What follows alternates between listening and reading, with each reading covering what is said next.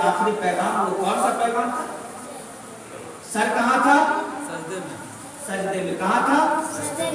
गोया के सजदा हुसैन की अमानत है। आज तो मुहर्रम का जैसे ही चांद नजर आता है, हमें ऐसा महसूस हो रहा है इस दौर को देख कर कि हम मुहर्रम नहीं दीपावली मना रहे। दीपावली मन है हमारे, हर घर में पटाखे की आवाज। इन्हीं चीजों के लिए हुसैन ने अपने बच्चों की कुर्बानी दी थी। जिन चीजों के लिए हुसैन ने कुर्बानी दी थी, जो यजीदी फेल था, उस यजीदी फेल को हम अपने घर तक ले आए। हमें इससे बाहर निकलना होगा। और हुसैन ने जो हमें करबला से पैगाम दिया था, उस पैगाम को अपने सीने से लगाना होगा। फिर हम जाके ये शान से कह सकते हैं कि हाँ हम हुसैनी हैं। अगर हमने उन फेलों को नहीं छोड़ा, उन चीजों को नहीं छोड़ा, तो हमें और आपको कहने का कोई हक नहीं है कि हम हुसैनी हैं। हुसैन ने सिर्फ इस बुनियाद पर बैत नहीं किया था यजीद से कि यजीद एक फासिक था, जुआरी था, शराबी था, हराम खाने वाला था, कुत्ते का नाच देखने वाला था, बंदर का नाच देखने वाला था। क्या ये फेल हमारे अंदर नहीं है? आज हमारी कौम का बच्चा पबजी इस चौराहे पे देखो 10 बच्चा यहाँ बैठा है, उस चौराहे पे देखो 10 बच्चा वहाँ बैठा है, उस मकाम पे देखो 10 बच्चा वहाँ बैठा है। 2 बज गए रात, 3 बज गए रात, लेकिन मेरी कौम का बच्चा पबजी में लगा हुआ है। मेरे कौम के लोगों, अल्लाह ने तुम्हें पबजी खेलने के लिए नहीं, बल्कि अपनी जिंदगी में नमाज को कायम करने के लिए पैदा किया। और हुसैनी मिजाज यही है, जब नमाज का वक्त हो जाए तो दुनिया के पूरे काम को छोड़ दो और सबसे पहले जिस काम पर तवज्जो देना है वो नमाज है। क्या है वो? नमाज है। आपने अखाड़ा निकाला है? बोलिए निकाला है? सब उसमें गए थे? करबला में सब गए थे? लाठी सबने खेला? खेला कि नहीं खेला? क्या हुसैन का आपने नारा लगाया? क्या आपने जोहर पढ़ा उस दिन? आपने असर पढ़ा? आपने मगरिब पढ़ा? आपने ईशा पढ़ा? हुसैन की वो तलवार करबला में जब चमक रही थी, लहरा रही थी, तो उस हुसैन की तलवार को रोकने के लिए यजीदी परेशान थे कि हुसैन की इस तलवार को रोका कैसे जाए। जिस तलवार को हजरत सकीना का ताबरा न रोक सका, जिस तलवार को शहर बानों का आंसू न रोक सका, जिस तलवार को उम्मे बाप का परेशान होना न रोक सका, जिस तलवार को अकबर की जवानी न रोक सकी, जिस तलवार को अली असगर का मासूम बचपना न रोक सका, जिस तलवार को औरंग मोहम्मद की कुर्बानी न रोक सकी, जिस तलवार को कासिम की जवानी न रोक सकी, वो हुसैन ने करबला के मैदान में तलवार रोक दिया है। आखिर तलवार क्यों रुकी है? वो करबला के मैदान में यजीदी परेशान थे। अगर ये तलवार न रुकी तो एक तलवार सारे यजीदियों के लिए काफी होगा। कहीं तारीख ऐसी न बन जाए कि तन्हा हुसैन ने 22,000 के यजीदियों को फिन्नार कर दिया। यजीदियों ने कही तलवार रुकनी चाहिए, लेकिन ये तलवार रुकेगी कैसे? जिसको अली अकबर का प्यास न रोक सका, जिस तलवार को अली असगर का प्यास न रोक सका, जिस तलवार को हजरत सकीना का रोना न रोक सका, जिस तलवार को औरंग मोहम्मद की कुर्बानी न रोक सकी, आखिर वो तलवार रुक गई। आखिर वो तलवार रुक गई। वो तलवार रुकी क्यों? आज हम खाना खाते तो अजान की आवाज सुनकर हमारा खाना नहीं रुकता। आज हम काम में लगे होते हैं, अजान की आवाज सुनकर हमारा काम नहीं रुकता। आज हमारे घरों में मूवी चल रही है, अजान की आवाज को सुनकर हम वॉल्यूम कम कर देते हैं, लेकिन हम उसको रोकते नहीं है, उसको हम बंद नहीं करते हैं। आज हम क्रिकेट खेल रहे हैं, अजान की आवाज हम सुन रहे हैं, लेकिन क्रिकेट खेलना बंद नहीं कर सकते हैं। हम पबजी खेल रहे हैं, लेकिन अजान की आवाज सुनकर पबजी खेलना हमारा बंद नहीं हो रहा है। वो तलवार जिसको सकीना की प्यास न रोक सकी और मोहम्मद की शहादत न रोक सकी, कासिम की जवानी न रोक सकी, हजरत अली अकबर की जवानी न रोक सकी, वो तलवार करबला के मैदान में रुक गई, अचानक रुक गई। एक यजीदी ने कहा इस तलवार को रोकने का एक ही तरीका है कि अजान पढ़ दिया जाए। और जैसे ही हुसैन के कान में अजान की आवाज टकराएगी, इमाम हुसैन लड़ते रहे। अचानक एक यजीदी ने अजान पढ़ना शुरू किया। आका हुसैन की वो तलवार जो चल रही थी यजीदियों के छक्के छुड़ा रही थी, यजीदियों को गाजर मूली की तरह कतर रही थी, वो तलवार रुकी। अचानक अजान की आवाज कान में आई, हुसैन ने तलवार रोक दी। यजीदियों ने चारों तरफ से तीरों का बौछार शुरू कर दिया। तीरें बरसने लगी, तलवारें चमकने लगी। हुसैन के जिस्म पर 33 जख्म तीर के, 34 तलवार के आए। हुसैन उन जख्मों की ताब ना ला सके और घोड़े से जमीन की पुष्ट पे आ गए। आका इमाम हुसैन ने उसी हालत में पूछा, ऐ यजीदियों बताओ किबला किधर है? बताने वालों ने उसी हालत में बताया कि किबला इधर है। हुसैन पाक ने उसी हालत में अपना रुख बदला है, अपने सर को सजदे में डाला है। जैसे ही हुसैन ने सर को सजदे में डाला, शिमरलईन आगे बढ़ता है और जो भी उसके साथ थे, चाहे वो सबन दिलजोशन हो या जो भी तारीख ने जिन इमामों का इंतखाब किया है, वो तीनों आगे बढ़ा और बढ़ने के बाद एक जालिम ने तलवार का वार किया और सरे हुसैन को तन से जुदा कर दिया। इमाम हुसैन ने पैगाम दे दिया करबला के मैदान से, ऐ लोगों सर कटा देना, लेकिन जब नमाज का वक्त आ जाए नमाज को मत छोड़ो। नमाज हुसैन की अमानत है, अमानत। लेकिन नमाज छोड़कर तुम अखाड़ों में वो दंगिया कर रहे हो, डीजों की आवाज में तुम डांस कर रहे हो। शर्म आनी चाहिए थी हमारे कौम को, गैरत आनी चाहिए हमारी कौम को। हुसैन ने इस दिन के लिए शहादत नहीं दी थी। ताज़ियादारी क्या है? ताज़ियादारी कुछ नहीं है। हुसैन उससे खुश नहीं हो पाएंगे। मैं ताज़िया का मुखालिफ नहीं हूँ, मैं इमाम अहमद रजा का मानने वाला हूँ, उनके डर का सच्चा सिपाही हूँ और हम इमाम अहमद रजा से मुहब्बत करने वाला हूँ।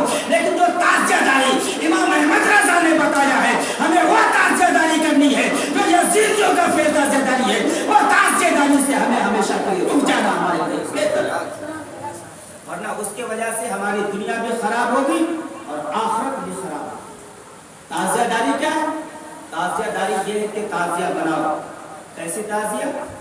आका इमाम हुसैन का जैसा रोज़ा, जैसा रोज़ा आज हम अपने घर में लगाते हैं ना, खाना काबा की तस्वीर, मदीना शरीफ की तस्वीर, करबला शरीफ की तस्वीर, तो हम इसी तरीके से रोज़ा हुसैन का नक्शा और उसे एक जगह पे रखी और हम ये तसव्वुर करें कि हम करबला नहीं जा सकते हैं, लेकिन हम यहीं से हुसैन के रोज़े का दीदार कर रहे हैं, तो इसका फैजान आपको मिलेगा।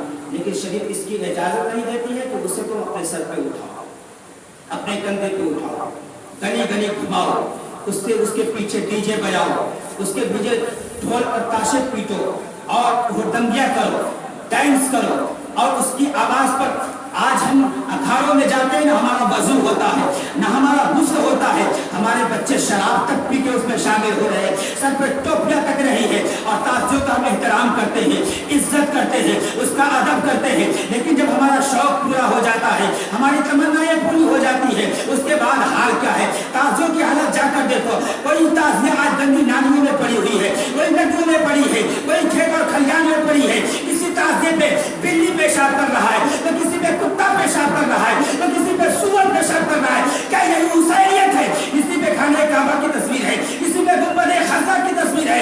ऐ मुसलमानों, ये हुसैनियत नहीं है, ये यजीदियत है।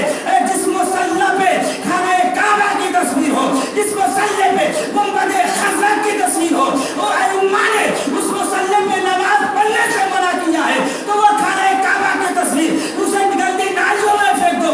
इसे उलमा कब बर्दाश्त करेंगे? हरगिज़ बर्दाश्त नहीं करेंगे। इसलिए इससे बचो और अपने नस्लों को बचाओ, वरना हमारी नस्लें तबाही के दहाने पे खड़ी, और फिर जब हमारी कौम तबाह और बर्बाद होने शुरू होगी ना, तो फिर कोई बचाने वाला भी आपका मुहाफिज नहीं होगा। इसलिए हुसैनी बनो, सच्चा हुसैनी बनो।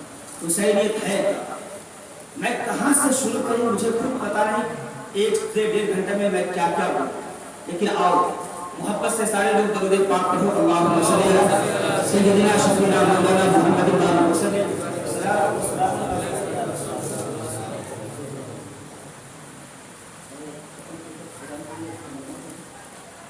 اور یہ درود شریف اللہم صلی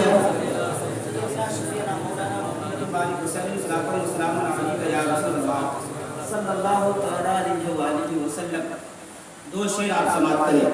میں شعر پڑھ رہا تھا کہ مسلمان ہے مسلمان ہونے کی بولیے محبت سے سبحان اللہ اور لکھے یا رسول اللہ محبت سے یا حسین یا حسین.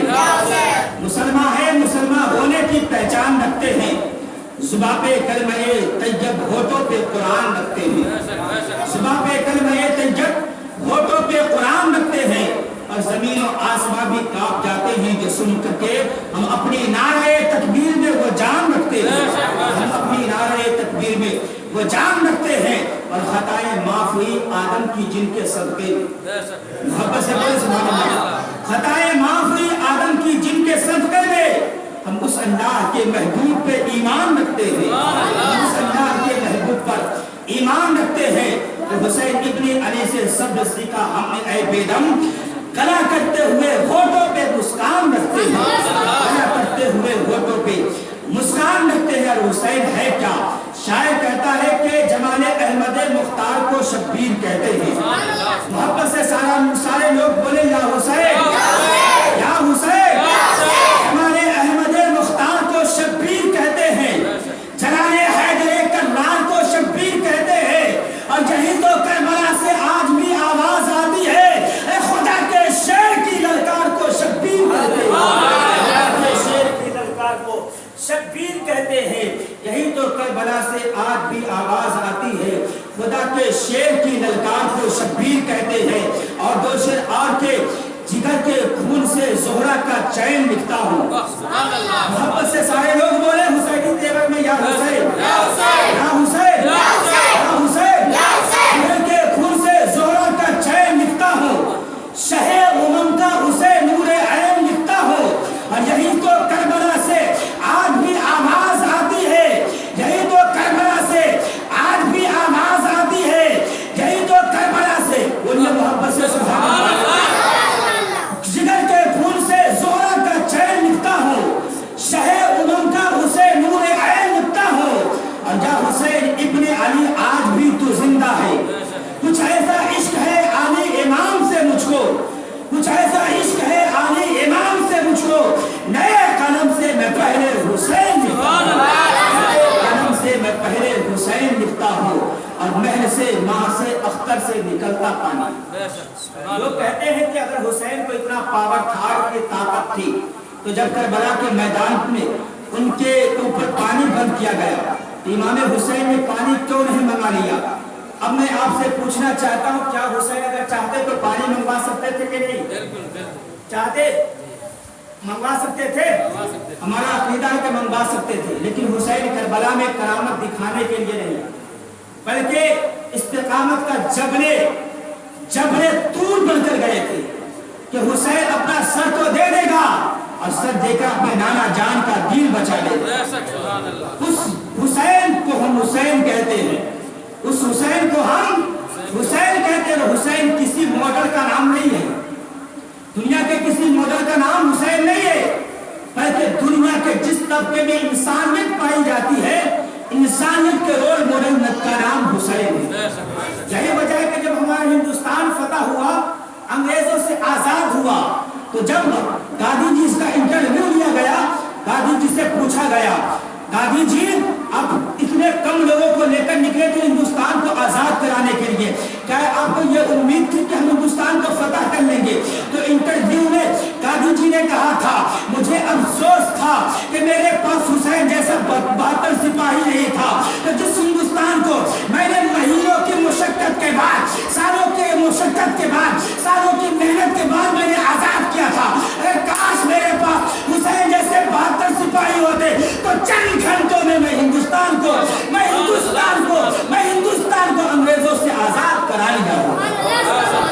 حسین وہ ہے جس کا گن ہم ہی نہیں گاتے بلکہ جہاں جہاں انسانیت موجود ہے اور انسانیت پائی جاتی ہے ہر انسانیت کا دم رکھنے والا حسین کا آج بھی گنگا رہا ہے آج بھی حسین کا نام لے رہا ہے. اور ہمارے ہندوستان کے وہ عظیم رہنما وہ لیڈر وہ قائد جس کو دنیا दुनिया डॉक्टर भीमराव अंबेडकर कहती है, जिसने हिंदुस्तान को एक कानून दिया, एक लॉ दिया। जब उस भीमराव डॉक्टर अंबेडकर से पूछा गया हुसैन के लिए आपके दिल में कैसी मोहब्बत है, तो हुसैन के बारे में जो भीमराव डॉक्टर अंबेडकर ने कहा था वो सोने के कलम से लिखने के काबिल है। भीमराव अंबेडकर ने कहा था कि हुसैन करबला में जो अपनी कुर्बानी देने गए थे तो सिर्फ अपने मजहब के लिए नहीं, अपने धर्म के लिए नहीं, बल्कि दुनिया की इंसानियत के लिए गए थे। हुसैन जो वहाँ आवाज बन के खड़े थे, एक जालिम के खिलाफ आवाज बन के खड़े थे और जालिम जुल्म करना चाह रहा था, तो हुसैन ने उस जुल्म को कुचलने के लिए अपने बच्चों की कुर्बानी दे दी, लेकिन उस जालिम के जुल्म को पनपने से हमेशा को रोक दिया। उस जात का नाम हुसैन, इसका तराना हमारे गांधी जी ने भी गाया है और भीमराव अंबेडकर ने भी सराहा है। उस जात का नाम हुसैन है। वो हुसैन का अल्लाह अकबर। आइए वो हुसैन की पैदाइश का वाकया आपके निगाहों के सामने, इसकी पैदाइश इतनी अजीम है, उसकी जवानी कितनी अजीम नहीं। आका इमाम हुसैन अलैहिस्सलाम अभी माँ के शिकम में, मामूल के मुताबिक रसूल पाक सल्लल्लाहु अलैहि वसल्लम की आदत थी कि रोजाना नमाज फजर के बाद सहाबा को दर्स दिया करते थे, सहाबा को सबक पढ़ाया करते थे, सहाबा को दीन की तालीम दिया करते थे। लेकिन हुसैन इत्तेफाक एक रोज ऐसा मामला पेश आया कि सहाबा सरकार के पीछे फजर की नमाज पढ़ रहे और आका करीम सल्लल्लाहु अलैहि वसल्लम ने हजरत अली का हाथ पकड़ा और कहा अली चलो। हजरत अली फरमाते हैं या रसूलल्लाह क्या आज दर्स नहीं होगा, दीन की तालीम नहीं होगी? सरकार ने फरमाया अली आज दीन की तालीम नहीं होगी, अली आज मेरे साथ चलो। अब पैगंबर आजम सल्लल्लाहु अलैहि वसल्लम आगे आगे, पीछे पीछे हजरत अली चल रहे हैं, सरकार आगे आगे जा रहे हैं। अचानक एक घर पड़ा, आका करीम सल्लल्लाहु अलैहि वसल्लम उस घर के दरवाजे पे दाखिल हो गए। हजरत अली से फरमाया अली उस दरवाजे पे रुको, मैं अंदर दाखिल होता हूँ। हजरत अली अर्ज करते हैं या रसूलल्लाह ये घर तो मेरा है, पहले तो मुझे जाना चाहिए था। हजरत अली से मेरे आका इरशाद फरमाते हैं अली आज आपको जाने की इजाजत नहीं है, आज मैं जाऊंगा पहले। हजरत अली दरवाजे पे खड़े हो जाते हैं, क्योंकि नबियों के इमाम का हुक्म है, रसूलों के ताजदार का हुक्म है, रसूलों के इमाम का हुक्म है। हजरत अली रुक जाते हैं, आका अंदर तशरीफ ले जाते हैं। उससे पहले एक मामला दरपेश आया था, रसूल पाक सल्लल्लाहु अलैहि वसल्लम की चची हजरत उम्मुल फज़ल है जो हजरत अब्बास की बीवी है। हजरत अब्बास की बीवी ने ख्वाब देखा था कि मेरे जिगर का सरकार के जिगर का एक टुकड़ा काटा गया और मेरी गोद में लाकर रखा गया। रसूल पाक सल्लल्लाहु अलैहि वसल्लम की बारगाह में हाजिर हुई, कहा या रसूलल्लाह मैंने एक खतरनाक ख्वाब देखा है, एक अजीबोगरीब ख्वाब देखा है जिसे बयान करते हुए कलेजा मुंह को आता है कि जुबान से उस ख्वाब को बयान करो। अल्लाह के पैगंबर ने इरशाद फरमाया चची जान आप उस ख्वाब को बयान करें, आपने ख्वाब क्या देखा है? हजरत उम्मुल फज़ल अर्ज़ करती है या रसूलल्लाह मैंने ख्वाब देखा है कि आपके जिस्म का एक हिस्सा काटा गया और वो हिस्सा काट कर मेरी गोद में लाकर रख दिया गया। मेरे आपके पैगंबर ने सुना, कहा चची मुबारक हो। हजरत उम्मुल फज़ल परेशान है, मैंने इतना ख्वाब इतना खराब ख्वाब देखा है। और पैगंबर आज़म शाह फरमाते हैं कि चची जान मुबारक हो। सरकार से हजरत उम्मुल फज़ल फरमाते हैं या रसूलल्लाह आखिर मामला क्या है? मेरे आपके पैगंबर गैब का मुस्तफा ने इरशाद फरमाया चची जान अल करीम मेरी बेटी फातिमा के घर में एक बच्चा पैदा होगा जो सबसे पहले आपके गोद में दिया जाएगा, मेरे जिगर का टुकड़ा होगा, वो मेरे जिगर का टुकड़ा होगा। गोया कि हुसैन जिगरे मुस्तफा, हुसैन मुस्तफा के जिगर का टुकड़ा है। और वो क्यों नहीं, मेरे मुस्तफा ने उस हुसैन का मकाम बताया और कहा अल हसन वल हुसैन सैयदा शबाब अहल जन्नत, हसन और हुसैन जन्नती जवानों के सरदार हैं। सुभान अल्लाह। ऐ जवानों, जन्नत में कोई बूढ़ा नहीं जाएगा, ना कोई बच्चा जाएगा, जन्नत के अंदर सिर्फ जवान जाएंगे, जवान। आप परेशान होंगे कि सिर्फ जवान, हम कहाँ जाएंगे? तो कल मैदान महशर में कोई बूढ़ा नहीं होगा, कोई बच्चा नहीं होगा। जो बच्चे में इंतकाल हुआ होगा कयामत के लिए वो भी जवान होगा। जो बुढ़ापे में इंतकाल हुआ होगा कयामत के लिए वो भी जवान होगा। तो गोया के हुसैन चाहे वो बूढ़ा हो या बच्चा या जो आज का जवान है मैदान महशर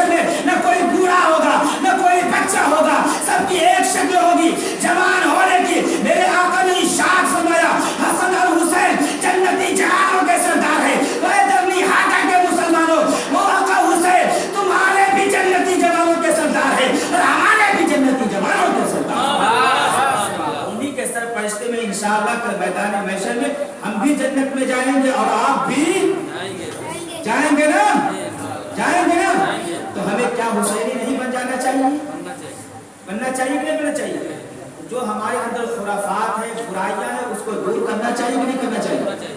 اس سے ہٹ جانا چاہیے کہ نہیں ہٹنا چاہیے؟ اور جو پیغام کربلا ہے اس کو ایکسپٹ کر لینا چاہیے، اس کو مان لینا چاہیے، اس کو تسلیم کر لینا چاہیے۔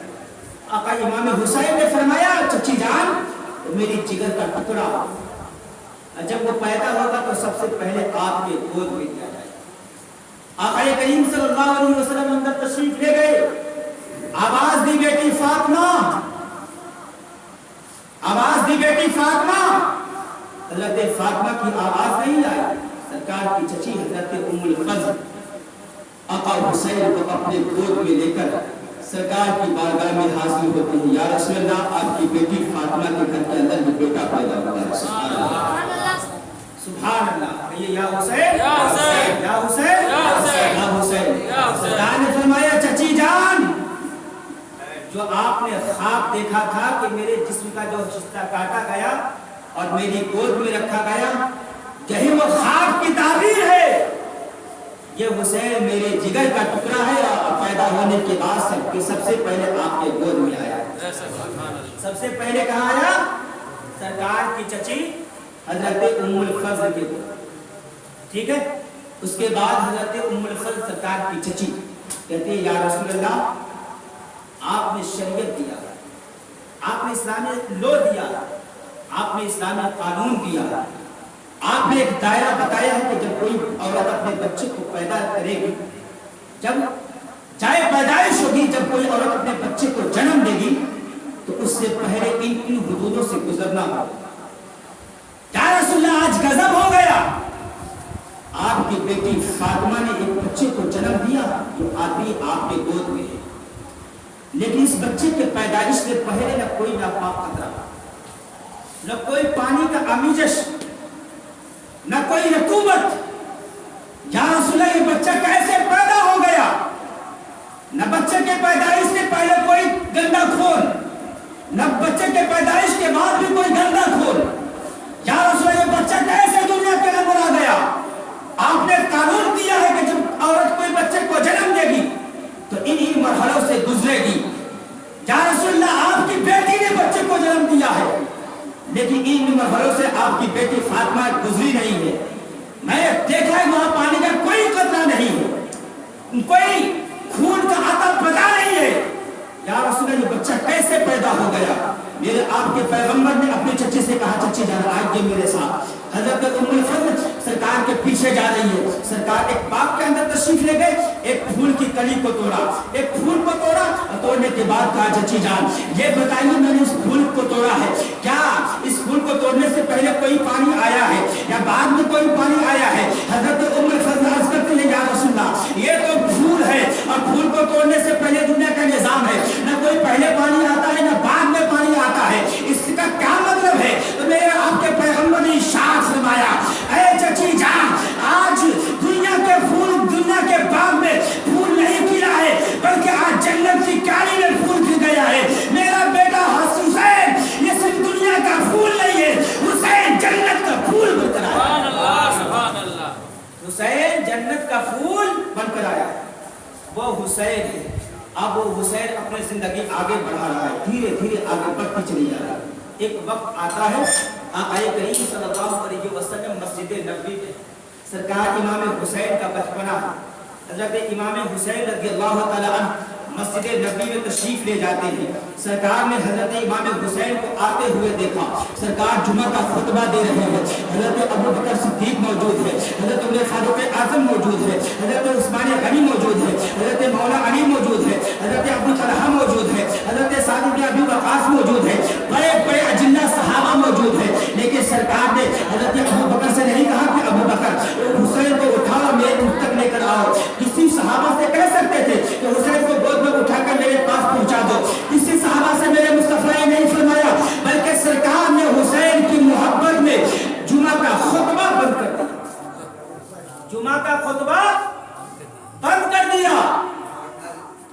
آپ کے خطیب و امام مولانا سلطان صاحب جمعہ کا خطبہ دے رہے ہو، بڑا سے بڑا کوئی اللہ کا ولی آ جائے تو کیا آپ کے امام صاحب خطبہ بند کر دیں گے؟ خطبہ بند کر دیں گے؟ خطبہ فرض ہے. جب وہ خطبہ نہیں تو نماز جمعہ نہیں. جمعہ کا خطبہ فرض ہے. تو ہم نے حسین میں فرق بتانا تھا مصطفیٰ کو. اے مجھے اپنی طرح کہنے والوں سنو، جب تم حسین کی طرح نہیں ہو سکتے تو میری طرح کیسے ہو سکتے ہو؟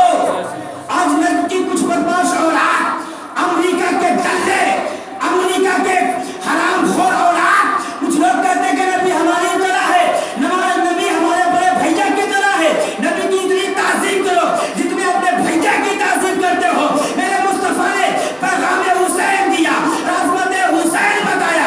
حسین کا مقام یہ ہے، حسین کی عظمت یہ ہے کہ حسین کہیے جو جمعہ کا خطبہ فرض ہے میں نے اس کو چھوڑ دیا ہے. اے میرے ماننے والوں، جب حسین کا نام آ جائے اپنی محبتوں کو چھوڑ دینا، اور سب سے پہلے جس سے تم محبت کرنا وہ حسین. اور اللہ نے حسین کی محبت کو بھی بیان کیا قرآن میں. اگر حسین سے نبی نے محبت کا پیغام دیا تو خدا نے بھی دیا. قرآن پاک میں اللہ نے ارشاد فرمایا قل لا اسألکم علیہ اجرا الا المودۃ فی القربى.